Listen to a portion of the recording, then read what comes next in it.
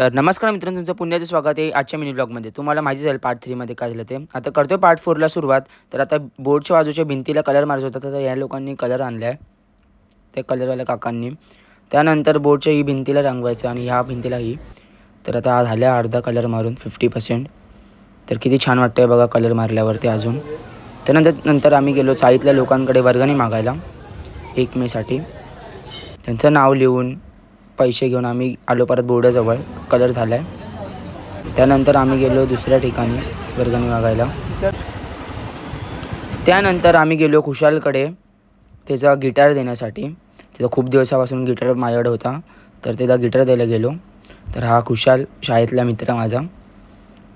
नंतर गिटार देऊन त्याला केलं बाय बाय. तर मी निघालो इथून.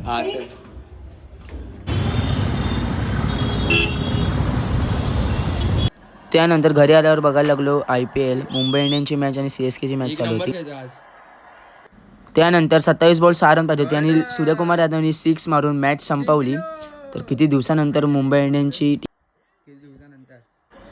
तर आज मॅच बघून खूप आनंदही झाला, कारण मुंबई इंडियन्सची टीम जिंकली.